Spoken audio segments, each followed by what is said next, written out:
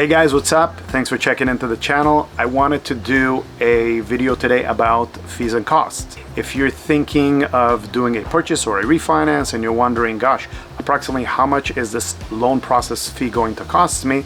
I wanted to give you a bit of a framework, somewhat of a breakdown that you could use and hopefully it could help you out. So if you're here for that, please grab a paper and a pen. I think you're gonna get a lot of valuable information out of it. And if you do, please give it a big thumbs up, subscribe to the channel. With that, let's dive right in, guys, all right?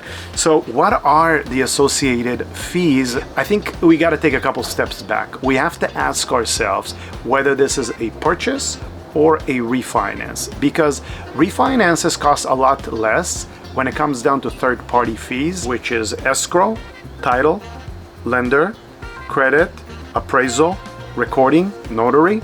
Those are all very basic fees in the transaction.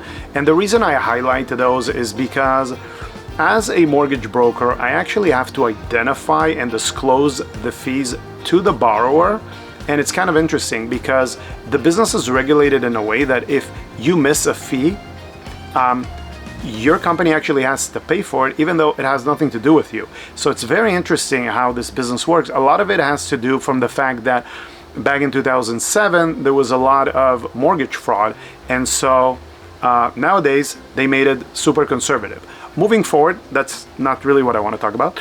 I want to talk about the actual fees involved. So in a different video, this one right here, I actually pointed out the type of transactions that you could do, and it could be a borrower paid transaction or a lender paid transaction.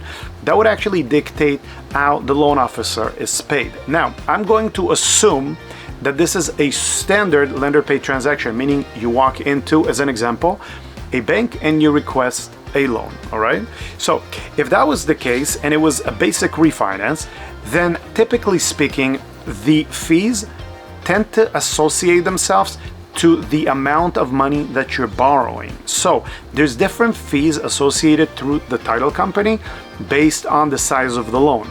That also tends to be true to some extent through the escrow company. Okay, other fees tend to be pretty standard. However, I do want to touch on them in general. So escrow tends to be somewhere around $500 to $600 on a refinance. Title seems to be somewhere in that neighborhood as well, maybe $400, $500, $600. And then credit is typically $30, $35.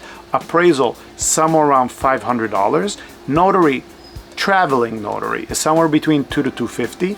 And then recording the mortgage in the deed tends to be somewhere around a couple $100, okay? So altogether, there's also a lender fee, by the way, to any lender that you submit your loan to. It's called an underwriting fee. You see it on your lender's estimate. It's about $1,000. So those things tend to be pretty standard. And if you add them up, they're somewhere in the neighborhood of around $3,500. However, there are other fees that you would actually see on the estimate. And what they are prorations. So a lot of people might look at a closing estimate and they'd be like, oh my God, this is like double the amount of fees I thought I was going to pay. Not really, because on a lender's estimate, there's a left and a right side. On the left side, you would actually see the cost of the transaction, and the cost of the transaction would actually be itemized through lender charges, and then it would be escrow and title charges. And those actually make up the fees of the transaction, okay? So there could also be a broker charge, a processing charge, and then anything that has to do with the actual fees would be on the left. On the right side of it, it starts with insurance and proration of interest. So imagine if you close a transaction, say in the middle of the month, you still have to pay the mortgage through the end of the month. So that's prorated interest. You might see that and you'd be like, huh, didn't think about that. In any transaction, there's either paid insurance or an invoice to pending insurance. So you might have, say, an insurance premium that's $1,000 in which you've already paid $500, but $500 is due. So you pay that through the closing or through the transaction. You may or may not want the lender to pay your property taxes and insurance. If you do, there's something called an impound account. So for that, depending on the schedule, it works off of a schedule. Depending on what time of the year we're in, the lender will draft the payments accordingly. So you may actually have to inject 2 payments or maybe even 8 payments of taxes and insurance. That might be a pretty hefty amount of money. And then there's obviously the recording fees. So when you're looking at the right side and you're seeing, insurance and prorated interest, impounds, recording fees, all those fees have nothing to, well, they're a part of your transaction, but in essence, if you're prorating the interest and you're also injecting money into impound accounts, this is still money that's in your pocket. It's technically like a savings account because 1, you haven't lived in the property yet, so you're just paying in advance, and 2, the amount of money that goes into an impound account you would actually see on your mortgage statement for both property taxes and insurance if you wish to have it. That's again a savings account. Your insurance paid for the year, regardless, you would have to pay it, either through closing or outside of closing. My point is, a lot of these items are what I call prepays, things that you would have to pay in the future. Therefore, when you see them as part of the amount of money that you have to pay through closing, it may seem slightly overwhelming because you thought A and then you got A and B. Okay? So hopefully that sheds a little bit of light on what it would actually cost you to be able to go through a transaction. Now, keep this in mind. Anytime you submit an offer to the seller for a favorable transaction, it's called seller select services. Most real estate agents know that, and they likely would advise you as the buyer to do that, to just keep things normal.